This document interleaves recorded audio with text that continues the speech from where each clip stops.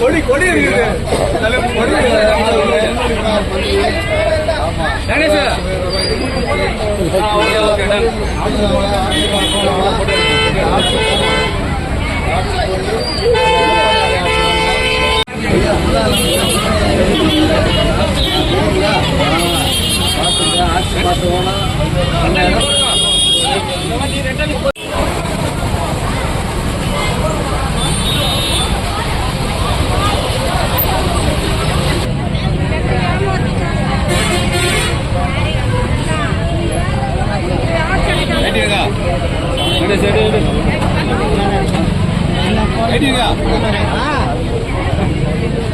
கை உள்ள விடாதா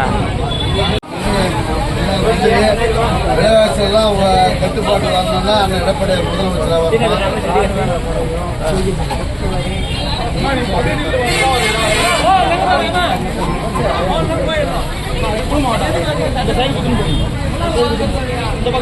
இங்க பாருங்க ஐயா, இங்க பாருங்க.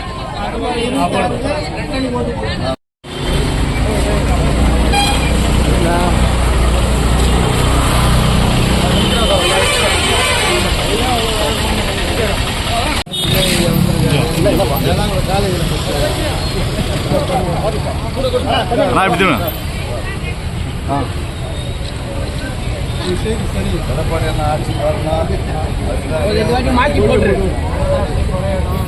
ஆனா நீங்க ஊருக்கு முதல்ல நீங்க தான் பஸ் விட்டீங்க தெரியுங்களா? சின்னப்பேட்டுக்கு பஸ் முதல் நீங்க தான் விட்டீங்க. ஆமா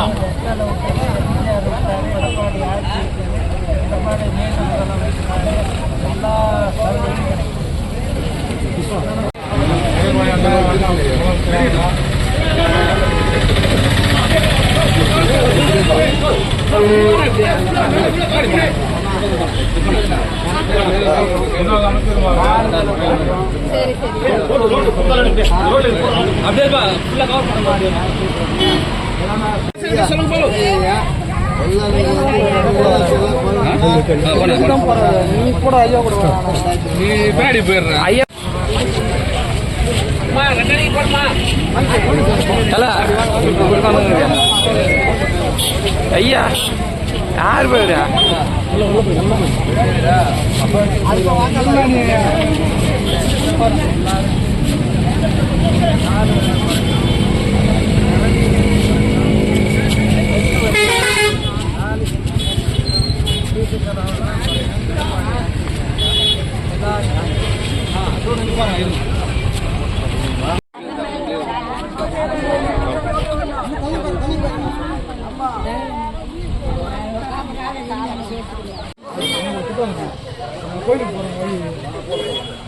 அந்த வேணாம் அப்படியே ஓரம் கோயிலுக்கு இல்லை அந்த ஓரம் போட்டா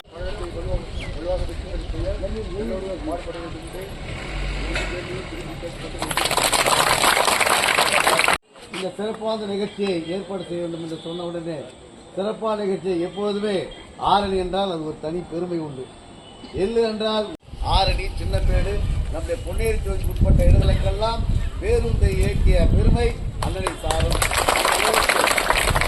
சட்டத்துறை மட்டுமல்ல, தொழில்துறை, கூட்டுறவுத்துறை, அனைத்து துறையிலும் சிறப்பான முறையில் பணியாற்றி புரட்சித்துறை அம்மாவுடைய புரட்சித்துறை எம்ஜிஆருடைய இதயத்தில் இடம்பெற்றவரும் புரட்சித்துறை அம்மாவுடைய இதயத்தில் இடம்பெற்றவரும் இன்றைக்கு அண்ணன் எடப்பாடியார் இதயத்தில் இடம்பெற்று அண்ணன் எடப்பாடியுடைய போர்படி தளபதியாக வருகை தந்து 2 மாத காலமாக நம்முடைய திருவள்ளூர் வடக்கு மாவட்டத்தில் பூத் கமிட்டி அமைக்கின்ற பணியில் இரவு பகல் பாராமல் உங்களுடைய முன்னாள் வாக்குகள் வருகின்ற 2024 இரட்டை சின்னத்தில் வாக்களிக்குவதற்கு தயாராகிவிட்டீர்கள்.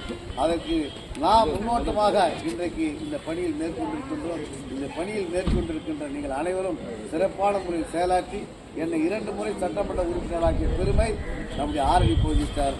ஏனென்றால் 4000 இன்றைக்கு நான் முதல் 2006 13,000 வாக்கு வித்தியாசம் என்றால் அதில் 6,000 வாக்கு வித்தியாசம் நம்முடைய ஆரணியை தரும்.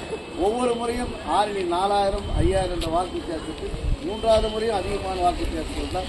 இந்த தோல்வி அடைந்த காரணம் நம்முடைய இடம் கிடையாது, வேறு இடத்த காரணங்கள் தான்.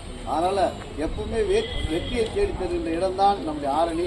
அந்த அளவுக்கு சிறப்பான முறையில் தாய்மார்களும் சரி, கழகத்துடைய முன்னோடிகள் சரி சிறப்பான முறையில் செயலாற்றி என்னை நீங்கள் வெற்றியடை செய்திருக்காக உங்கள் பொறுப்பாக தொட்டு வணங்க நான் கடமைப்பட்டிருக்கின்றேன். வருகின்ற 2020 விலைவாசி தாங்க முடியாத விலைவாசியான வருமானம் ஏறி இருக்கா இல்லை. எடப்பாடி ஆட்சியில் 15,000 ரூபாயில குடும்பத்தை நடத்தணும்னு வீட்டு வரியை ஏற்றலை, சொத்து வரி ஏற்றலை, பால் விலையை ஏற்றலை, மின்சாரத்தை ஏற்றாம எடப்பாடி பார்த்துக்கிட்டார். ஆனால் டெல்லியே பாராட்டுச்சு. ஆனால் இன்னைக்கு திமுக ஆட்சியில் உதயசூரியன் ஆட்சியில் கொள்ளையடிக்கிறாங்க. எங்கே பார்த்தாலும் கற்பழிப்பு, எங்கே பார்த்தாலும் கள்ளச்சாராயம், சாக்லேட்டில் போதை மருந்து கலந்து கடைகளில் விற்கிறாங்க. இதையெல்லாம் விநியோகம் பண்ணி பாதுகாத்து இந்த குற்றவாளிகளை பாதுகாத்துக்கிட்டு இருக்கிறது கருணாநிதி குடும்பம். உதயசூரியன் குடும்பம்னா இந்த போதைப் பொருள் சாக்லேட் எல்லாத்தையும் விற்கிறவங்க நடவடிக்கை எடுக்காம இந்த நாட்டில் அநியாயம் பண்றாங்க. மாணவர்கள் பாதிக்கப்படுகிறார்கள், ஒழுக்கம் கடுறாங்க. 10 நாள் சாக்லேட்டை கடையில் வாங்கி சாப்பிட்டுச்சுன்னா மூளை செதறி போயிடுது, காமவெறி ஏறி போயிடுது. அவர்கள் கூட பிறந்த தங்கச்சி அக்கான கூட பார்க்காம ஒழுக்கக்கேடுல ஈடுபட்டுறாங்க. இத்தகைய கொடுமைக்கெல்லாம் காரணம் உதயசூரியனுடைய தற்போதைய ஆட்சி. இந்த ஆட்சி அகன்றாதான் எடப்பாடி காலத்தில் இருந்த மாதிரி போதை சாக்லேட் வராது, கள்ளச்சாராயம் வராது, எல்லா தொல்லையிலும் வராது, கற்பழிப்பு வராது, கொலை வராது, கொள்ளை வராது என்று சூளுரைத்து நாம் செயல்படணும். அதுக்கு என்ன பண்ணணும்? மக்களுக்கு அதை சொல்லணும். எடப்பாடி சொல்றாரு, ஆனா பத்திரிகையில போடுறதில்ல. எடப்பாடி சொல்றாரு எல்லாம் விலைக்கு உதயசூரியன் ஆட்சியில் என்னென்ன கொடுமை நடக்குதுன்னு சொல்றாரு. அம்மா ஆட்சியிலையும் எடப்பாடி ஆட்சியில் என்னென்ன ஏழைகளுக்கு நல்லது நடந்ததுன்னு சொல்றாரு. ஆனா பத்திரிகை எல்லாம் அந்த உதயசூரியன் கண்ட்ரோல்ல, டிவிங்க தான் அவங்க கண்ட்ரோல்ல நடுங்குறாங்க. டிவிங்கெல்லாம் அப்படி சூரியனுடைய அந்த செய்திகளை போடாம விட்டா பத்திரிகைகளுக்கு தொல்லை கொடுக்குறாங்க. அதே போல அந்த டிவிகளுக்கு தொல்லை கொடுக்குறாங்க. இந்த கொடுமையிலிருந்து காக்க வேண்டும் என்றால் பத்திரிகை நமக்கு வேணும். எடப்பாடி பேசுகிற அற்புதமான பேச்செல்லாம் மக்களுக்கு போய் சேரணும். டிவிகள் வேணும். அது இல்லாத காரணத்தால் சூரியன் கையில் அதெல்லாம் சிக்கிக்கிட்ட காரணத்தால் என்ன தெரியுமா? இப்போ ஒரு முடிவெடுத்திருக்கார் எடப்பாடி.